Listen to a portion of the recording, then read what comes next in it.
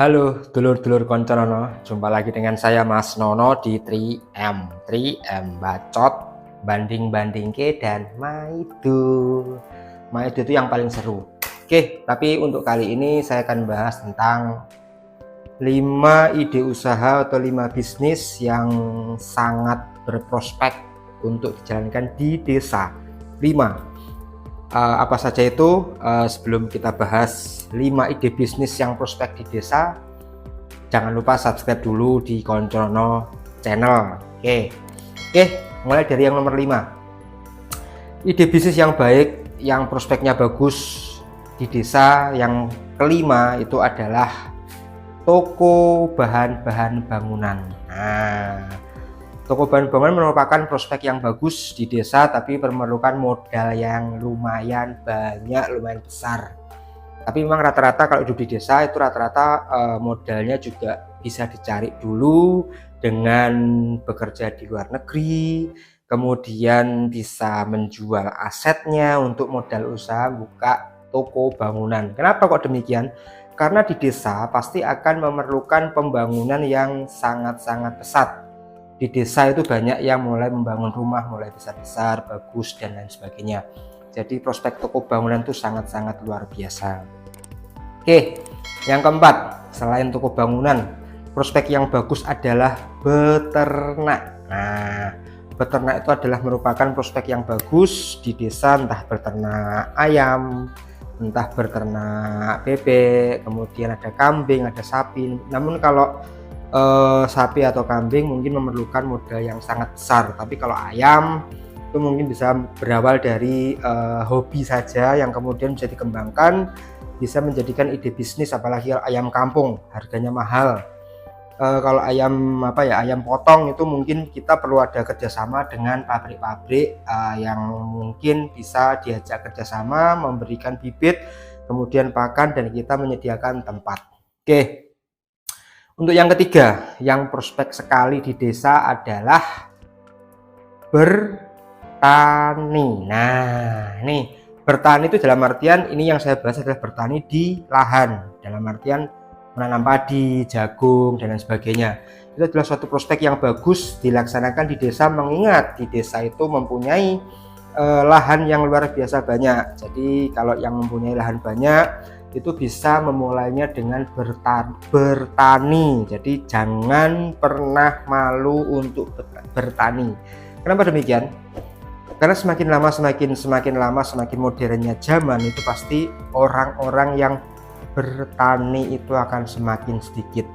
Jadi buat teman-teman yang mempunyai modal, belum punya lahan, bisa mulai menyicil membeli lahan sepetak 2 petak. Yang bekerja di kota bisa mulai membuat investasi dari membeli tanah yang kemudian nanti bisa ditanam.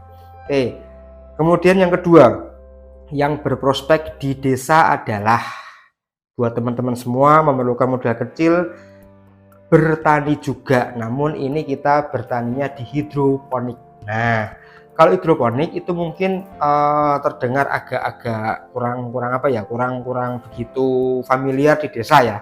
Karena logikanya di desa aja tanah masih berlimpah. Tapi kenapa kok kita harus bertani hidroponik? Mengingat hidroponik itu pasti harga jualnya tinggi. Kalau menurut saya pribadi, harga tinggi untuk sayuran hidroponik itu karena sebenarnya untuk harga itu bisa disamakan dengan hasil sayuran yang ditanam di tanah. Namun kalau hidroponik itu lebih sehat karena ditanamnya di air. Jadi itu bisa menjadi substitusi usaha bertani yang di desa bisa mempunyai pangsa pasar yang lumayan banyak. Oke. Yang pertama, posisi yang pertama, kira-kira usaha apa yang kira-kira prospek sekali di desa. Nah, namanya di desa pasti untuk kemajuan teknologi, untuk semua produk-produk itu pasti akan ambilnya dari kota. Nah, usaha nomor 1 yang mungkin prospeknya tinggi di desa adalah kita bisa menjadi reseller barang-barang elektronik atau barang-barang rumah tangga atau barang-barang di rumah-rumah yang memang dibutuhkan sekali di desa. Contohnya ya elektronik, kemudian barang-barang kursi meja, kemudian barang-barang kayak yang dibutuhkan di rumah-rumah di desa, rata-rata alat-alat dapur. Nah, itu kita bisa memulai dengan modal yang kecil.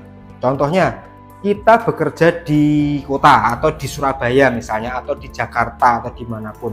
Kemudian kita tinggal di desa yang terpencil, terpelosok kayak gitu ya.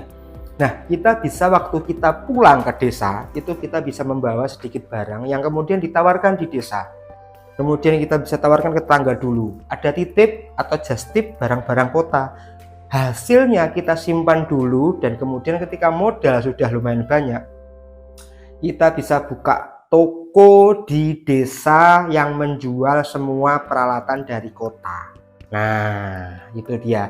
Jadi logikanya kalau orang-orang desa pasti untuk membeli semua peralatan-peralatan rumah tangga, entah itu elektronik ataupun peralatan dapur, itu pasti akan mendatangkan dari kota. Karena apa? Di kota itu memang terlalu banyak untuk pasar-pasar seperti itu dengan harga yang sangat-sangat murah.